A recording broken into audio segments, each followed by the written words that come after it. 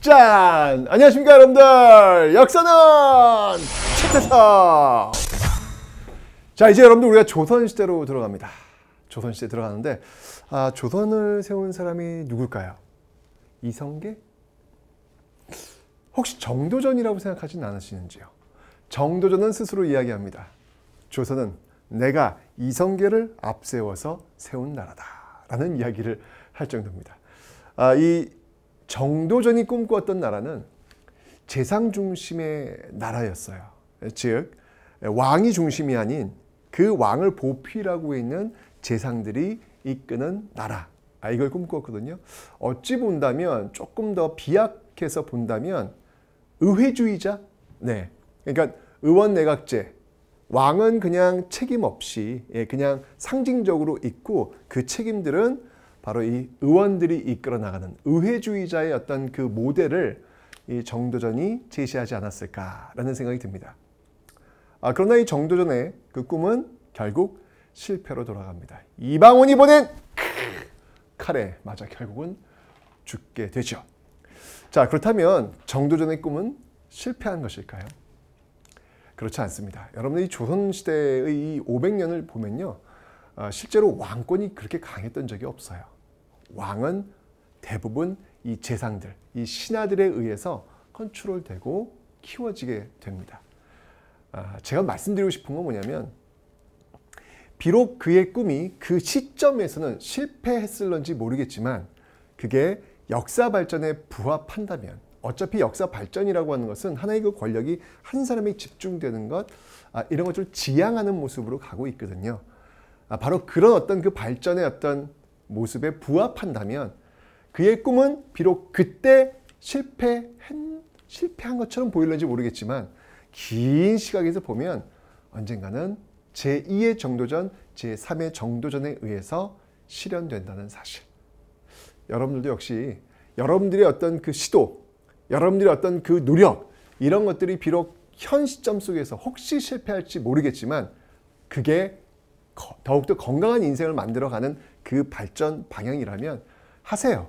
네, 그러면 조금 시간이 더 걸리더라도 언젠가는 이루어내고야 말 것입니다. 우리 한번 그렇게 한번 이 조선시대 출발해 보도록 하겠습니다.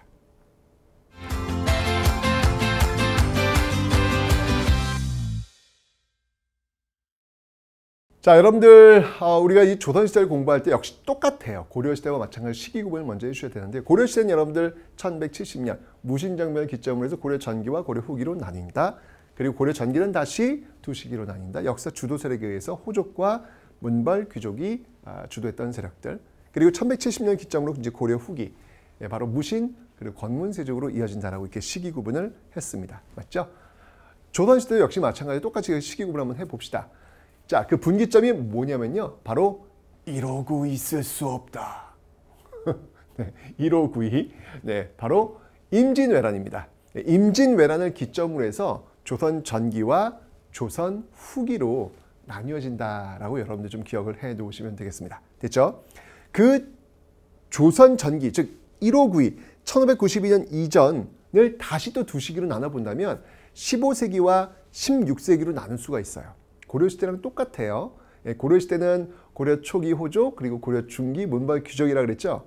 15세기는 바로 혁명파 사대부들의 그 맥락 속에서 훈구 세력들이 다스리고 있고요. 그 다음에 16세기는 그에 대항하는 대항마 살인들이 등장하고 있다. 즉 15세기 훈구, 16세기 살인, 이렇게 해서 역사 주도 세력이 어떻게 다른지를 한번 보시라는 거예요. 자, 그 구분점을 한번 좀 출발부터 보도록 하겠습니다. 자, 먼저 이 조선을 세운 사람들은 이 신진사대부. 자, 그리고 누구죠? 두둔두둔. 네, 맞습니다. 바로 신흥 무인 세력들. 네, 신흥 무인 세력들. 네, 대표적인 인물 바로 신흥 무인 세력 하면 바로 이성계를 들 수 있겠습니다. 그죠? 자, 요렇게 해서 이들이 이제 조선의 건권 주체가 되는데, 자, 이들은 여러분들 누구와 부딪혔습니까? 바로 고려 말 권문세족들이죠. 권문세족들과 부딪힙니다. 자, 이 권문세족의 정치 권력을 가져오고 경제 권력을 가져오는 그런 어떤 모습들이 있었잖아요. 먼저 정치 권력을 가져왔던 사건, 바로 이 신흥무인 세력 이성계가 바로 최영이 명했던 요동정보를 거부하고 군대를 돌립니다. 그게 바로 위화도 회군, 일종의 쿠데타다라고 보시면 되겠죠. 이게 바로 위화도 회군이더라 라는 것입니다.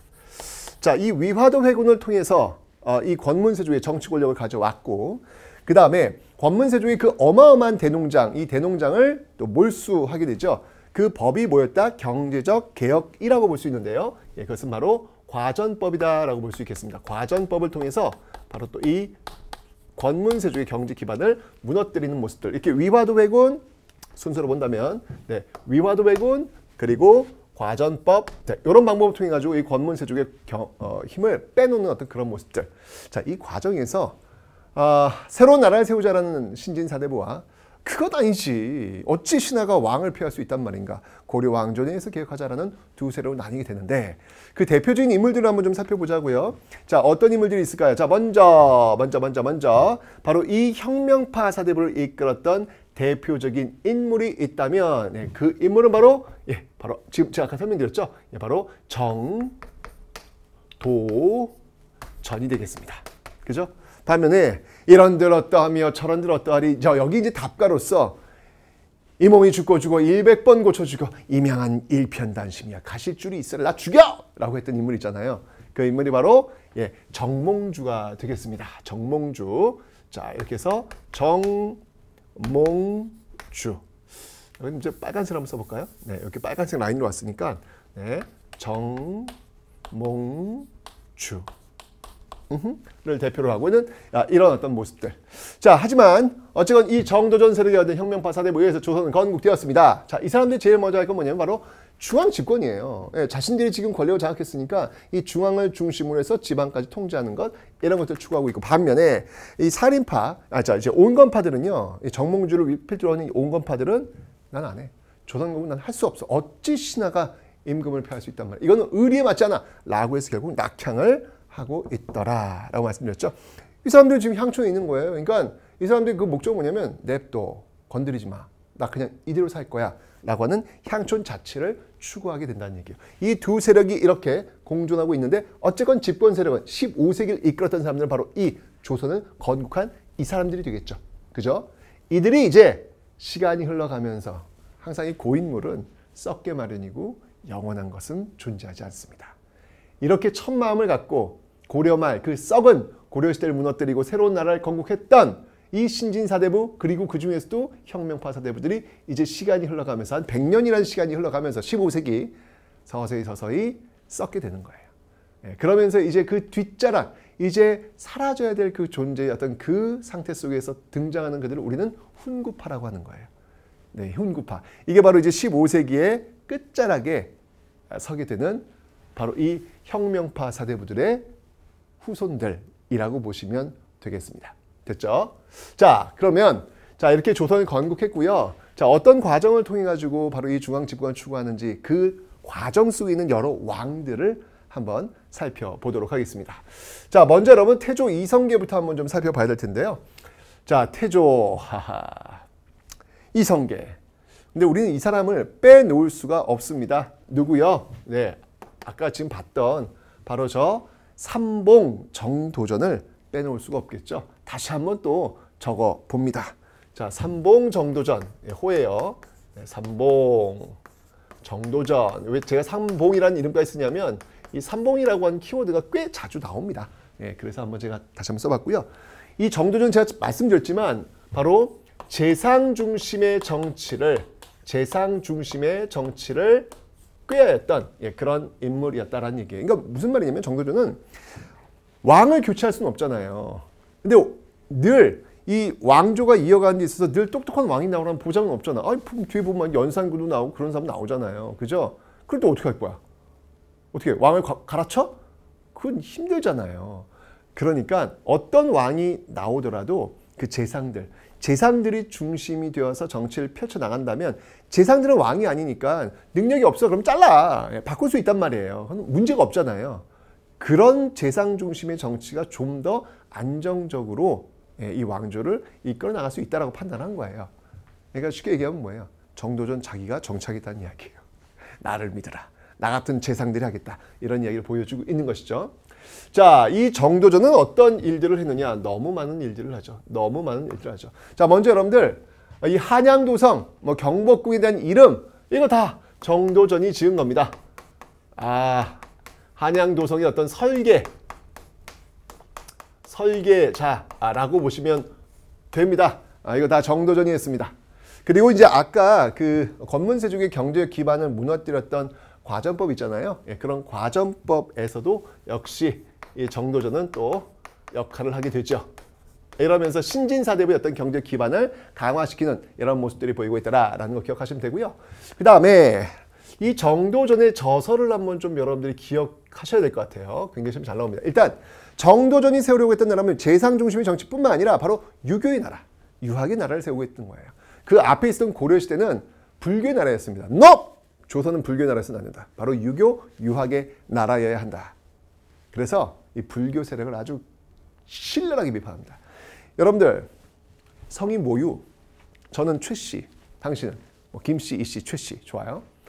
그러면 부처님이야. 부처님이야. 그런데 정도전은 부처님이라고 안 해. 불씨라 그래. 김씨, 최씨, 이씨처럼 불씨래. 와. 불씨래. 이건 뭐 그만큼 별거 아닌 존재라는 건 의미하는 거잖아요. 그죠? 그 책이 뭐냐면 바로 불씨. 게다가 여기서 끝난 게 아니야. 그 불씨, 부처씨가 하는 소리. 그 소리를 뭐라고 하면 잡변이래. 잡소리라는 얘기야. 와우. 엄청나죠, 여러분들? 네. 불씨 잡변. 이건 명백하게 바로 유교의 나라, 유학의 나라를 만들겠다는 그 의지를 보여주고 있음을 알 수 있습니다.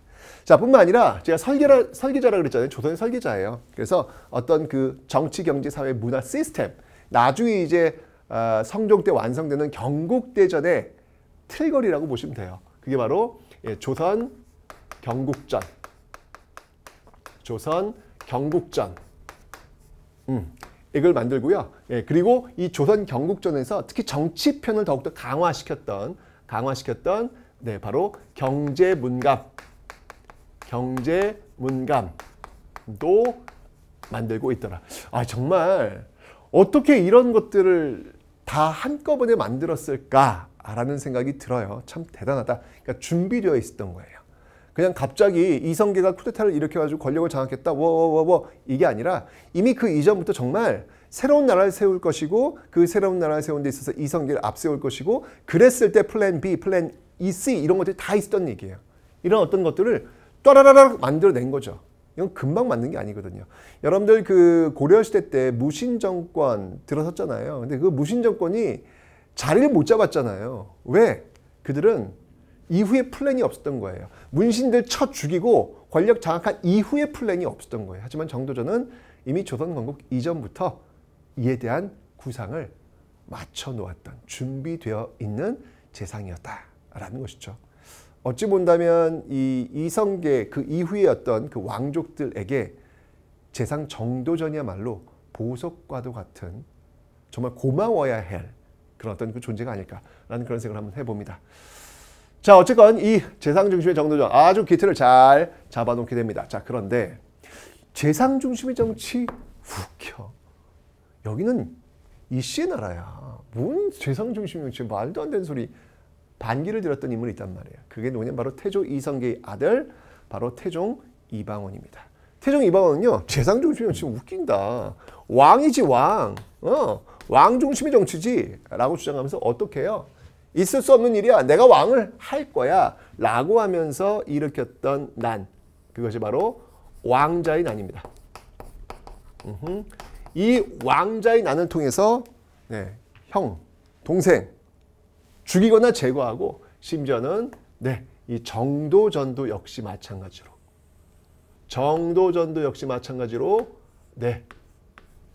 죽음에 이르게 하는 그런 모습들을 보이고 있죠.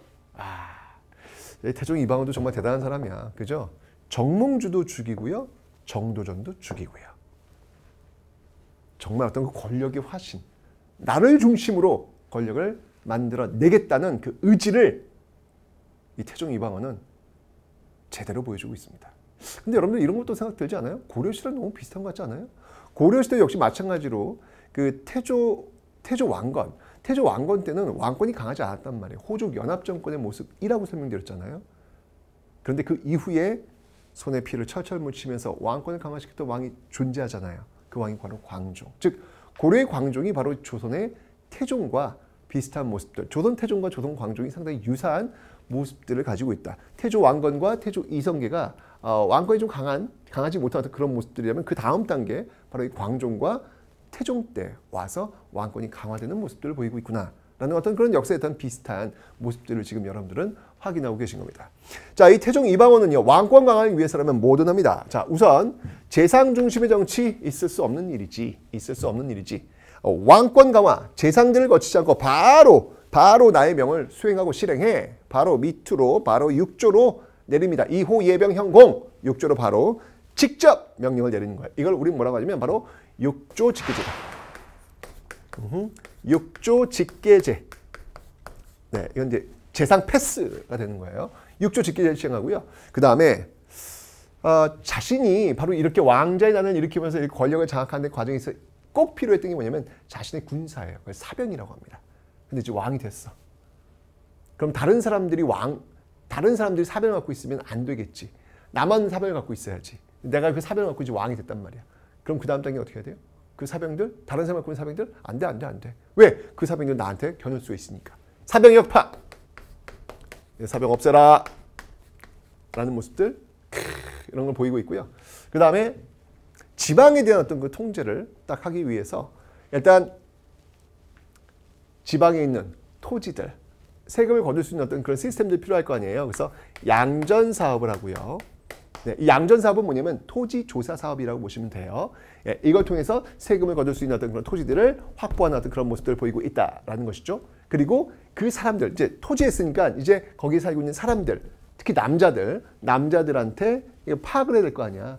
지금의 주민등록증과 같은 호패법, 네, 호패법을 시행하고 있습니다. 뚝뚝뚝뚝뚝 달아주고 있는 거예요. 호패법. 자, 그 다음에 여러분 또 뭐 하냐면 혹시 너희들 그 지방에서 뭐 억울한 일, 뭐 어떤 지방 향촌에 있는 어떤 그 사족들이 억울한 일을 그 백성들 하면 일러, 북쳐, 내가 한번 들어줄게 라고 하는 신문고의 설치와 같은 왕권 강화와 그 지방의 어떤 통제를 위한 이런 여러 제도들을 따다다다닥 실행하고 있다. 그러니까 시스템을 딱 장악하기 위한 그런 모습을 지금 태종 이방원이 보여주고 있구나라는 것을 여러분들 지금 보시면 되겠습니다. 됐죠? 자, 이러면서 사람들은 무지하게 많이 죽여요. 심지어는 자신의 아들의 부인, 그 부인의 아버지까지 죽입니다. 와우. 그러니까 세종의 아내의 아버지까지 죽이는 거예요. 세종의 장인까지 죽이는 거예요. 그러니까 자기 아들을 견제할 수 있는 어떤 세력들이 있다면 무차별적으로 제거해 나갔던 게 바로 이 태종 이방원이다.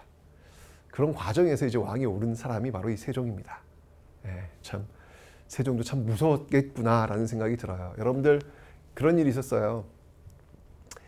바로 그 세종의 장인이 죽는 날 그날 밤 어떤 일이 있었냐면 태종이 세종을 불러가지고 술을 먹이면서 춤을 추게 합니다. 와. 춤춰요. 세종은 춤춥니다. 근데 여러분 한번 생각해봐. 그 부인은 어땠을까? 그 부인의 아버지가 좀 죽고 있어 지금. 근데 남편은 지금 술 먹으면서 춤추고 있어. 와, 이거 참 이게 이걸 어떤 장면을 우리가 좀 생각을 해야 할지 모르겠지만 그만큼 태종 이방원은요 권력을 위해서라면 무엇이든 할 수 있는 그걸 통해서 이 어떤 그 왕권을 강화시키기 위한 말 그대로 정치인, 피도 눈물도 없는 그런 정치인 이방원이 아니었을까라는 생각이 듭니다. 자, 그런 과정 속에서 세종이 이제 왕이 올라오는데 세종은 아버지처럼 하고 싶지 않았던 거야. 이건 아니지라고 생각을 했던 거예요. 그래서 이 세종 같은 경우에는요, 우선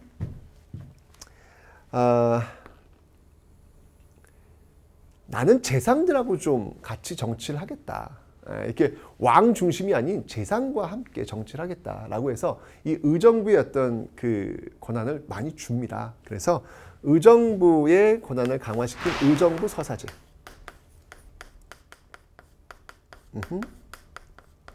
의정부 서사제. 이 서자라고 하는 건 뭐냐면 사인, 서명한다는 이야기예요. 그러니까 의정부 대신들과 난 함께 하겠다라는 어떤 그런 의지를 지금 보여주고 있는 것이죠.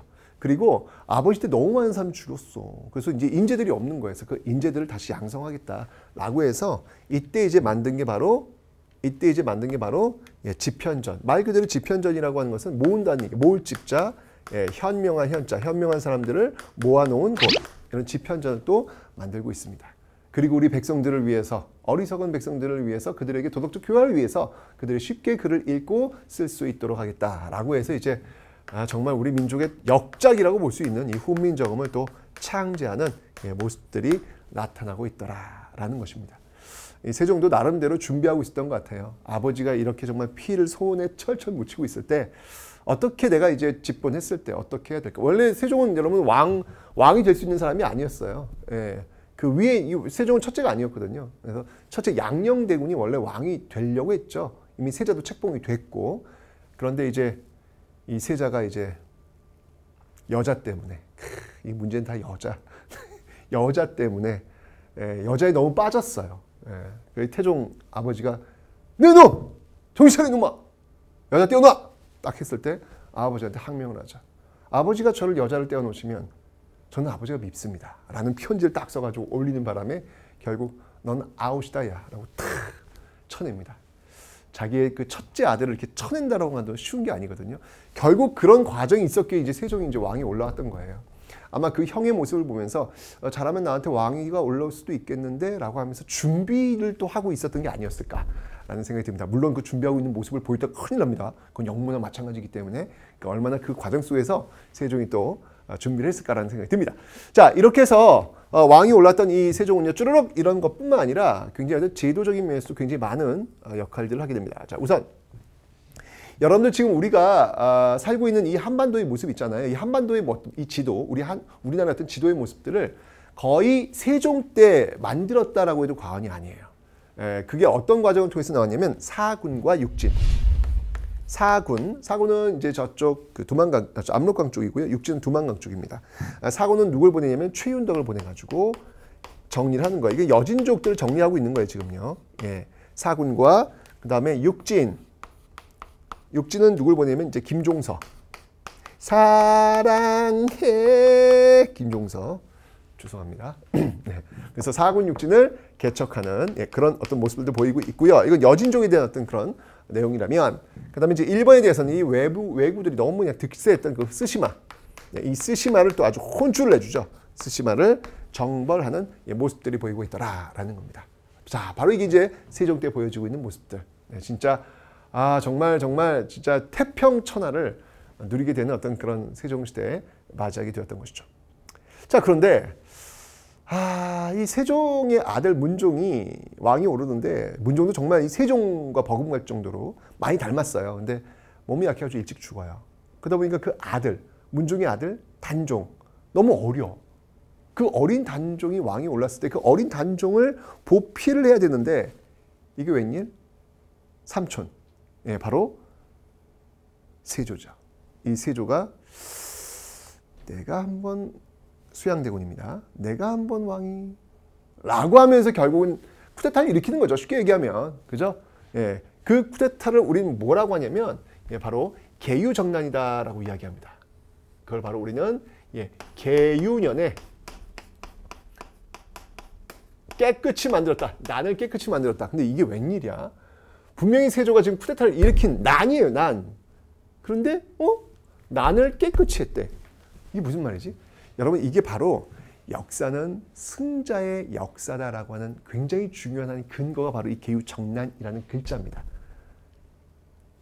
세조는 뭐냐면 이게 지금 세조가 중심이 되어서 지금 만들어낸 역사 용어란 얘기죠. 그러니까 쉽게 얘기하면 세조는 뭐냐면 이 당시는 혼란한 시기였다. 그걸 내가 깨끗이 정리했다라는 거예요. 와우. 이거야말로 정말 자기중심적인 어떤 그런 해석이잖아요. 근데 그걸 쓰고 있다는 얘기야. 역사는 이긴 자의 결과물. 이라는 것을 보여주는 어떤 그런 결정적 자료라고 볼 수 있겠죠. 자, 이 계유정난에 함께했던 그 대표적인 인물이 바로 한명회, 칠삭동이, 한명회의 어떤 그 꾀돌이라고 하죠. 네, 그 어떤 그 참모 브레인이었습니다. 한명회의 어떤 계유정난 기억하시면 되는데 결국은 이후에는 네, 그의 조카 바로 단종, 어린 단종을 아이고, 네, 유배 보내고 결국은 죽게 만들었죠. 바로 이 단종 죽음의 결정적인 역할을 했던 인물이 바로 신숙주. 이 정말 조선시대 변절의 대명사라고 할 수 있겠죠. 신숙주가 누구야? 세종 때 이 집현전에서 열심히 공부하다가 세종이 넌 참 열심히 공부하구나 이렇게 세종의 옷을 이렇게 덮어주었던 그런 인물. 그 세종이 그렇게 자신의 아들을 잘 보필하라라고 했던 신숙주. 그런데 그 신숙주가 거기에 반해서 결국 세종의 손자잖아요. 단종을 죽이고 죽이라고 이야기하죠. 바로 여기에 이제 반발을 했던 대표적인 인물이 있다면 죽어서까지 충절을 지키려고 했던 성삼문. 뭐 또 이런 이야기들, 이게 하나의 드라마잖아요. 드라마. 그죠? 드라마들이 지금 펼쳐지고 있다라는 거 기억하시면 되겠네요. 그죠? 자, 어쨌든 이 세조, 직보했던 세조는요, 이 사람은 태종을 굉장히 많이 닮았어요. 왕권 강화야. 왕권 강화. 다시 왕권 강화. 다시 왕권 강화. 그래서 그의 태종 따라하기예요. 바로 육조 직계제. 육조 직계제. 네, 할아버지 저 그대로 따라할 겁니다. 육조 직계 시행합니다. 그리고 세종이 만들었던 집현전, 노노노노 이런 거 필요 없어. 이게 신하들하고 얘기할 필요 없어. 내가 결정 가는 거야. 라고 해서 집현전을 폐지합니다. 폐지합니다. 필요 없어. 그리고 그렇게 강력한 정치 질서가 필요하겠다라고 해서 이때부터 이제 법전을 만들기 시작하죠. 그 법전이 바로 경국대전. 경국대전. 그리고 그 강력한 힘을 바탕으로 이제 시작한 거예요. 완성은 아니고요. 시작한 거예요. 강력한 그 힘을 바탕으로 해서 당시 그 관리들에게 지급되고 있는 월급, 이 월급을 현직에게만, 원래 그전까지 전직, 현직 다 국가에서 제공했거든요. 됐어! 필요 없어! 현직만 줘! 라고 하는 직전법이라는 것을 또 이때 그냥 밀어붙이는 거예요. 그냥 힘이 있으니까 막 밀어붙이는 거야. 그냥. 이런 직전법, 이건 나중에 경제법 다시 한번 설명드릴 거예요. 이런 것 다 세조 때 지금 나타나고 있다라는 것을 기억해 놓으시면 되겠습니다. 됐죠? 자, 반면에 그 뒤를 또 등장하고 있는 성종이 있어요. 이 성종 같은 경우에는 그래도 이거는 좀 아니지. 이제 좀 이게 말 그대로 성종은 여러분들 이제 또 완성이 되는 거야. 이런 과정을 거쳐서 완성되는 단계라는 얘기죠. 고려시대도 마찬가지잖아. 고려시대도 왜 그 광종의 그 철저한 피해 숙청 관계를 거치면서 호족들 제거하고 그 시 이후에 이제 성종 시대가 열리잖아요. 똑같아요, 조선도. 이런 어떤 그 태종과 세조 시대를 거치면서 제거되고 다 제거되고 이제 성종 시대가 열리게 되는 거예요. 비슷한 어떤 모습들을 보이고 있는데, 자, 이 성종은요, 어떤 모습들을 보이냐면, 일단, 인재들은 필요하다. 인재들은 필요하다. 그래서 이제 세조가 지금 집현전을 없앴잖아요. 이 세조가 없앴던 집현전을 다시 부활을 합니다. 다시 부활을 시켜요. 근데 부활을 시킬 때는 어떤 이름으로 부활을 시키냐면 홍문관. 홍문관. 이라는 이름으로 부활을 시키고 있는 모습들. 이 홍문관은 이제 다른 말로 이게 이제 옥당이라고 돼요. 옥당.